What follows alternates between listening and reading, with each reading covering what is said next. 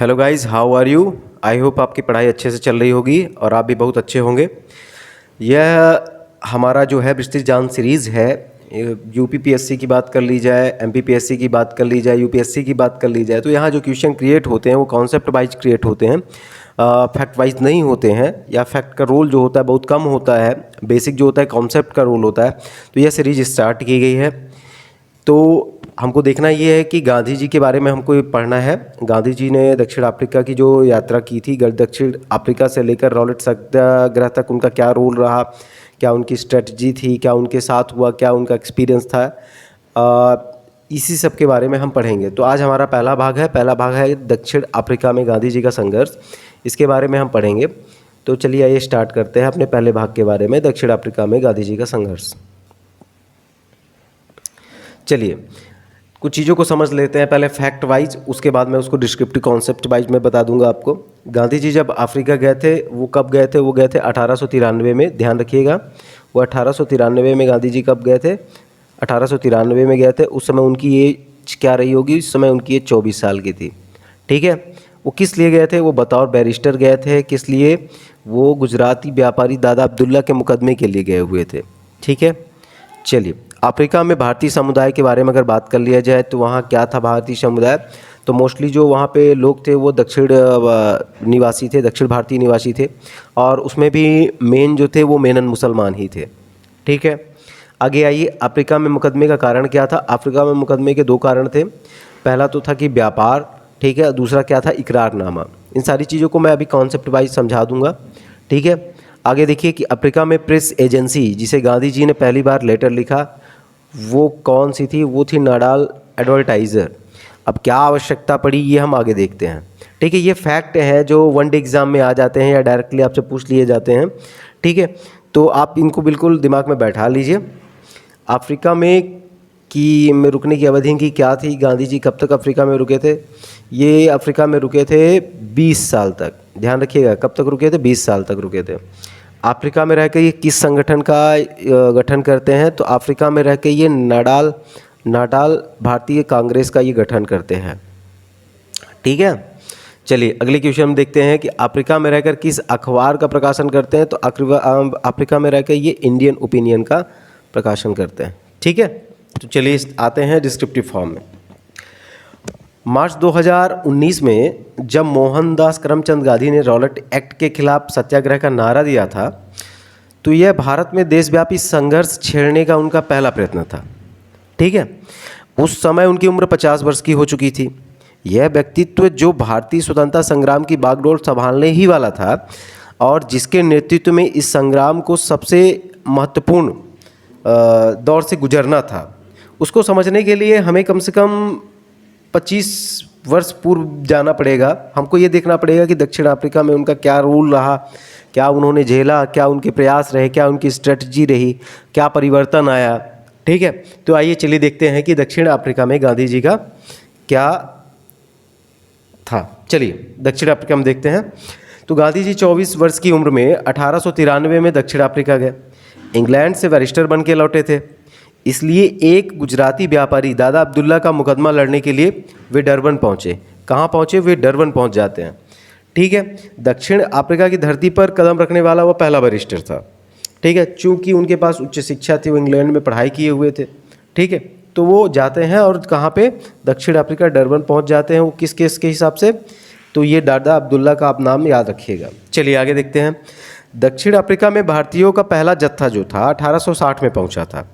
दक्षिण अफ्रीका के गोरे जो थे वो क्या करते थे कि गन्ने की खेती कराने के लिए, किसकी खेती कराने के लिए? गन्ने की खेती कराने के लिए इकरारनामा के तहत, ये जो वर्ड आ रहा है इकरारनामा, आप इसको समझिए, इकरारनामे के तहत भारतीय मजदूरों को अपने यहाँ लाए थे।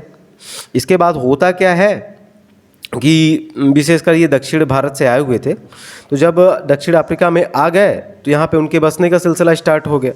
अच्छा, जब आप भारत से मजदूर को ला रहे हो तो होगा क्या? होगा ये कि कुछ समय बाद व्यापारी भी आ जाएंगे। तो कुछ समय बाद व्यापारी भी आने लगे। अच्छा, ज़्यादातर मेनन मुसलमान थे। दक्षिण अफ्रीका में भारतीयों का तीसरा वर्ग उनका था जो इकरारनामे की अवधि समाप्त होने के बाद भी वहाँ बस गए थे। तो कॉन्सेप्ट आप समझ रहे हो इकरारनामा का क्या है कि गोरे क्या किए थे, गन्ने की खेती के लिए भारतीयों को लाए थे, लेकिन एक निश्चित अवधि के लिए इकरारनामे के तहत। लेकिन क्या होता है, इकरारनामा ख़त्म हो जाता है, भाई लाने की जिम्मेदारी हमारी, जाने की जिम्मेदारी आपकी खुद की। लेकिन लोगों ने क्या किया, वहीं पे बसना स्टार्ट कर दिया। और यही सबसे बड़ी समस्या हुई कि भारतीयों का जो तीसरा वर्ग था वो इकरारनामे की अवधि समाप्त होने के बाद वहीं बस गया। ठीक है, दक्षिण अफ्रीका में बसे ज़्यादातर अशिक्षित थे और जो थोड़ा बहुत पढ़े लिखे थे उनका अंग्रेजी ज्ञान मात्र नाम भर का था। अच्छा, पैसे वाले भी जो धनिक व्यापारी थे उनकी भी अंग्रेजी के बारे में उतनी ही समझ थी कि अंग्रेजी बोल और समझ लेते थे, लेकिन वो किससे संबंधित, व्यापार से संबंधित। ठीक है, इलाहाबाद में रहने के दौरान मैंने ये पाया था कि जो लोग वहाँ से आ रहे हैं, सऊदी वूदी से आ रहे थे, तो जब वो जाते थे स्टॉल में सब्जी वब्जी खरीदने के लिए, तो जैसे मान लीजिए उनको मांगना है कि आलू 2 किलो दे दीजिए, तो मोस्टली लोग कैसे यूज करते थे, वो कहते थे potato 2 kg, how much, okay, in words का यूज करते थे। तो मतलब ऐसे ही कुछ लोग रहे होंगे दक्षिण अफ्रीका में, जिनकी मतलब जो व्यापारी थे, जिनकी इंग्लिश इसी हद तक थी कि वो केवल अपना व्यापार का काम चला सकते थे। चलिए आगे देखते हैं। अच्छा, भारतीयों के प्रति गोरी जाति जो थी जातीय भेदभाव बरतती थी। भारतीयों ने इस अत्याचार को अपनी नियत मान लिया था। अच्छा, कभी यदि उनके दिल में विरोध की भावना उठती भी थी तो उसे दबा देते थे, क्योंकि उन्हें मालूम था कि इनका विरोध दलाया जाना बहुत ज़रूरी है। अब समस्या भारतीयों के साथ भी थी। भारतीयों के साथ समस्या ये थी कि भैया जब तुम पढ़े लिखे नहीं हो, तुमको कि कोई तरीका नहीं मालूम है, ठीक है, तुमने यहाँ मजदूरी की फिर वहाँ जाके मजदूरी की, तो भाई उनके पास समस्या ये थी कि उनको विरोध का तरीका ही नहीं मालूम था कि विरोध किया जाए तो कैसे किया जाए। आपस में बात कर लेना एक अलग चीज़ होती है कि आप झल्लाए हुए हो कहीं बैठ के बात कर लो, बट विरोध कैसे किया जाना है ये चीज़ उनको नहीं मालूम था। ठीक है, लेकिन वहीं पे क्या होता है कि ब्रिटेन से बैरिस्टर बन के लौटे मोहनदास करमचंद गांधी जो थे, इन अत्याचारों को सहने के आदी नहीं थे। वह गुजरात के सम्मानित परिवार से थे। ठीक है, अब आपको ये बताना है कि गांधी जी के पिताजी का क्या नाम था और उनका पेशा क्या था। ठीक है, आप कमेंट करके हमको बताइए। अच्छा, ब्रिटेन में 3 साल रह चुके थे गांधी जी। दक्षिण अफ्रीका में रंगभेदी अत्याचारों से पहली बार उनका सामना पड़ा था। ये कुछ ऐसा ही है कि अगर कोई राजमहल में रहने वाला आदमी है, उसको बीच रोड में उतार दो और कहो कि भैया ये देखो वो देखो, सामना करो, कैसे हो पाएगा? तो पहली बार तो वो बिल्कुल भौचक हो जाता है। ठीक है, गांधी जी जब डरबन में थे, 1 हफ्ते रहने के बाद जब गांधी जी प्रिटोरिया गए, ध्यान रखिएगा प्रिटोरिया का क्यों जा रहे हैं, प्रिटोरिया जा रहे हैं मुकदमे के लिए। क्यों जा रहे हैं? उतर कहाँ रहे हैं? डरबन में। अब कहाँ जाएंगे? प्रिटोरिया में जाएंगे। ठीक है, तो उस दौरान रास्ते में उनको कई तरह से अपमानित किया गया। ये घटना शायद सबको मालूम है कि एक बार उन्हें एक गोरे ने ट्रेन के प्रथम श्रेणी के डिब्बे से उतार दिया था। अच्छा, हम लोग अपनी क्लास 6, 7, 8 के समय हमने पढ़ा हुआ है कि गांधी जी को कैसे उतार दिया गया था। गांधी जी के पास प्रथम श्रेणी का टिकट था, फिर भी जबरन उतार दिया गया। गांधी जी ने प्रतीक्षालय में ठहरते हुए रात बिता दी। ठीक है, अब इसके अलावा भी कई शर्मनाक घटनाएं हैं जो गांधी जी के जीवन में जुड़ी हुई हैं। ठीक है, और जिसके कारण गांधी जी में परिवर्तन आता है और वो सोचते हैं कि भाई अब कुछ तो करना पड़ेगा। अच्छा, एक घटना और है।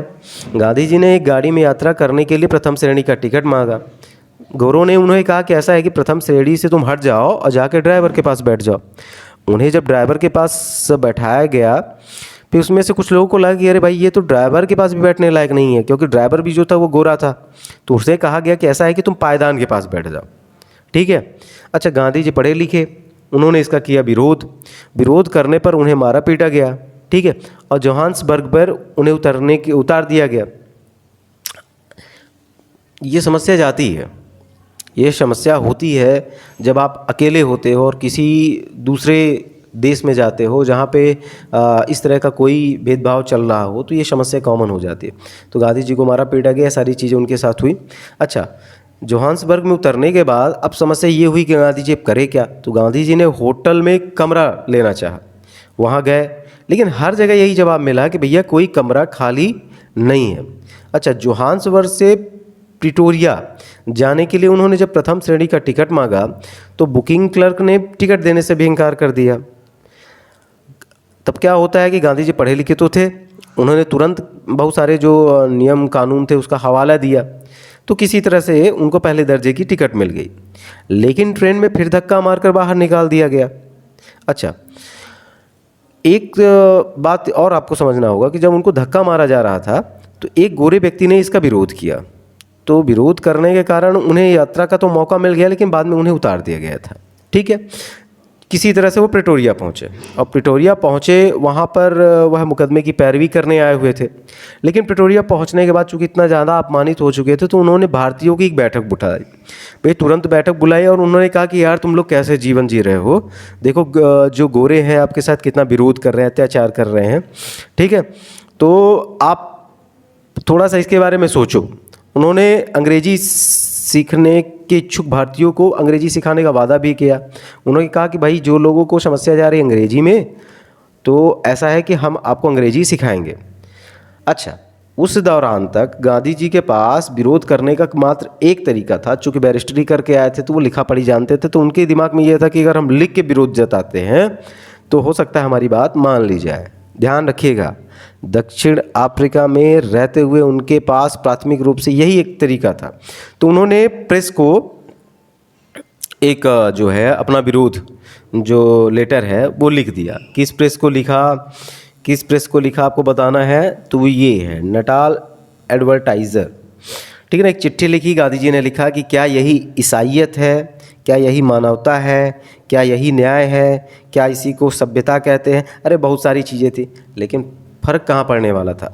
गांधी जी की दक्षिण अफ्रीका में ज़्यादा दिन रहने की योजना नहीं थी, फिर भी उन्होंने प्रिटोरिया में भारतीयों के अंदर स्वाभिमान की भावना जगाई और रंगभेद के खिलाफ संघर्ष का आह्वान दिया। यह सबसे ज़रूरी है कि आप अपने आप को समझें, अपने स्वाभिमान को तवज्जो दें, क्योंकि जब स्वाभिमान नहीं रहेगा तो कुछ भी नहीं है। अच्छा, मुकदमा समाप्त होने पर गांधी जी ने स्वदेश लौटने की योजना बनाई, लेकिन जिस दिन वह लौटने वाले थे उसके पूर्व संध्या पर उन्होंने भारतीयों को मताधिकार से वंचित करने वाले विधेयक का मामला उठा दिया एक बैठक में। तो होता क्या है कि यह विधेयक जो था कि नटाल विधानसभा में भी पारित होने वाला था। दक्षिण अफ्रीका में जब भारतीयों ने गांधी जी से प्रार्थना की कि वह 1 महीने रुक जाए, ठीक है, समझते जाइएगा, भारतीय कह रहे हैं कि भैया आप 1 महीना रुक जाओ और इस विधेयक का विरोध करो और उस आंदोलन का नेतृत्व करो आप, ठीक है, क्योंकि हम लोग पढ़े लिखे नहीं हैं, अब आप ही जो हो हमारे हो, सर्वे सर्वा। ठीक है, इस सारी बातों से गांधी जी तैयार भी हो गए।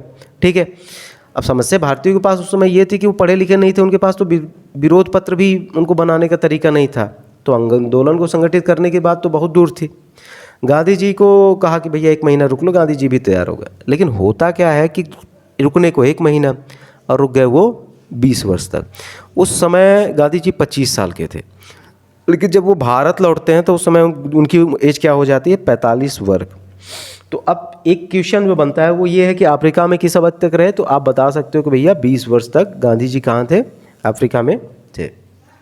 आगे चलते हैं। दक्षिण अफ्रीका में गांधी जी का अनुभव एक मामले में बहुत अनोखा था।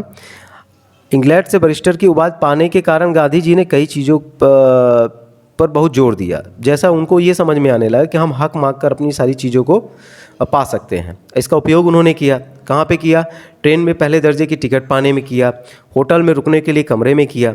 ठीक है, तो उनसे पहले दक्षिण अफ्रीका में कोई भी भारतीय इस तरह की बात करने की हिम्मत नहीं कर सकता था। क्यों? क्योंकि उनको अपने आत्मसम्मान के बारे में पता ही नहीं था। ठीक है, उनके जहन में यह बात बैठ कर गई थी कि वे सभ्य पाश्चात्य सभ्यता वाले नहीं हैं। ठीक है, तो उन्होंने रंगभेद को एक्सेप्ट कर लिया था। यह सबसे बड़ी बात है कि यदि आप अपने आप को कमज़ोर एक्सेप्ट कर लेते हो तो आप कभी सिर उठाकर नहीं जी सकते। ठीक है, तो गांधी जी के दक्षिण अफ्रीका पहुंचने तक वहाँ के भारतीयों ने ये चीज़ एक्सेप्ट कर ली थी कि वो लोग असभ्य जो सभ्यता वाले हैं और जो पाश्चात्य है, जो इंग्लिश हैं, वो सभ्य सभ्यता के लोग हैं।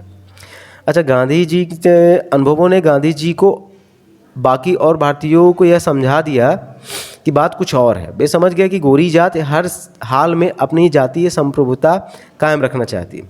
अच्छा, इसका संबंध सभ्यता से भी नहीं था, इसको समझिएगा। गांधी जी कहाँ रह रहे हैं भारत में। पढ़ाई कहाँ की? इंग्लैंड में की। ठीक है, इंग्लिश बोल सकते हैं, उनको पाश्चात्य सभ्यता के बारे में नॉलेज है। ठीक है, उनकी जीवन शैली उससे मिलती जुलती है। लेकिन क्या इससे गांधी जी को सम्मान मिला? नहीं मिला। इसका कारण था कि यहाँ पे आपकी जीवन शैली से मतलब नहीं था, यहाँ पे अंग्रेज़ों के द्वारा इस चीज़ से मतलब था कि अगर आप काले हो तो भैया आपको दबाया जाएगा, ठीक है। और यही चीज़ उनको, गांधी जी को ज़्यादा जो है मन में उनके सवाल उत्पन्न करती थी। उन्होंने कहा कि नहीं, इसके बारे में कुछ किया जा सकता है। लेकिन चूंकि उस समय तक गांधी जी के पास लड़ने का एक पैतरा था, नई नई बैरिस्ट्री करके आए थे, सीख के आए थे कि भैया पत्र लिखेंगे, विरोध पत्र लिखेंगे, उससे कुछ हो जाएगा, ठीक है। तो बहुत दिनों तक उन्होंने यही सब किया, ठीक है। दक्षिण अफ्रीका में गांधी जी के संघर्ष का एक लंबा इतिहास है, ठीक है। और वहाँ पे क्या क्या उनके साथ हुआ, इस सारी चीज़ों को बहुत डीप में जाने की आवश्यकता नहीं है। ये बेसिक कॉन्सेप्ट था गांधी जी को समझने के लिए, क्योंकि आगे जो वो कदम उठाते हैं या जिस तरह से वो भारतीय राजनीति में अपना पैठ बनाते हैं, ये सारी चीज़ें जो हैं बहुत इम्पॉर्टेंट है कि ऐसा क्यों हुआ उनके साथ। फिर क्या होता है कि वो लगातार ज्ञापन देते रहे, याचिकाएँ भेजते रहे, विरोध पत्र देते रहे, लिखा पढ़ी करते रहे, लेकिन हुआ क्या? कुछ नहीं हुआ। वह समझते थे कि यदि ब्रिटिश सरकार को सच्चाई का पता चल जाए कि रूट लेवल में हो क्या रहा है तो उसका दिल पिघल जाएगा और वो हो सकता है कि भारतीयों के हित के बारे में सोचे, क्योंकि आखिरकार जो भारतीय हैं वो भी तो इनके बसिंदे हैं, ठीक है। गांधी जी विभिन्न भारतीय समुदायों को संगठित करने और उनकी मांगों का खूब प्रचार करने का प्रयास भी करते रहे, ठीक है। अच्छा, इसके लिए उन्होंने नाटाल भारतीय कांग्रेस का गठन भी किया और इंडियन ओपिनियन नाम की जो एक अखबार था उसको भी निकालने का काम किया। नाटाल भारतीय कांग्रेस का गठन और इंडियन ओपिनियन नाम के अखबार को निकालने का भी प्रयास किया कि हम भाई भारतीयों में स्वाभिमान जगाएंगे और संगठित रहेंगे तो ज़्यादा से ज़्यादा हम भारतीयों से जुड़ पाएंगे, उनसे बात कर पाएंगे, रूबरू हो पाएंगे। अब ऐसा तो है नहीं कि यूट्यूब का ज़माना था, फेसबुक और व्हाट्सएप का ज़माना था कि जो भी करने वाले तो भैया स्टेटस डाल दो, कुछ लोग तो जान ही जाएंगे। चलिए, लेकिन अब ये चीज़ उनके दिमाग में बैठ गई थी भैया कि ये जो तरीका वो अपना रहे हैं कि पत्र लिखकर, विरोध पत्र लिखकर, याचिकाएं लिखकर, वह कारगर तो नहीं होने वाला है। तो जब कारगर नहीं होने वाला है तो गांधी जी कौन सा तरीका अपनाते हैं वो हम अपने वीडियो में सेकंड पार्ट में देखेंगे कि कैसे उन्होंने सत्याग्रह को अप्लाई किया, ठीक है। तब तक के लिए धन्यवाद। आई होप ये वीडियो आपको अच्छा लगा होगा और इस वीडियो को आप एक बार फिर से देख लें और फैक्ट जो है इसको लर्न कर ले। फैक्ट जो हैं ये जो दिए हुए हैं वनडे एग्ज़ाम के हिसाब से बहुत ज़रूरी है। और जो डिस्क्रिप्टिव भी हमने आपको बता दिया कि पूरी स्टोरी क्या थी, कॉन्सेप्ट इसका दिमाग में आप बैठा लीजिए। तब तक के लिए धन्यवाद। चैनल को हमारे सब्सक्राइब कीजिए, शेयर कीजिए और कमेंट कीजिए। शेयर उन लोगों तक कीजिए जो रियल में तैयारी कर रहे हैं, जिनका हित आप चाहते हैं, ठीक है। और बाकी तो बहुत सारे लोग देखेंगे और निकल जाएंगे, ये भी चीज़ सही है, ठीक है। तब तक के लिए धन्यवाद।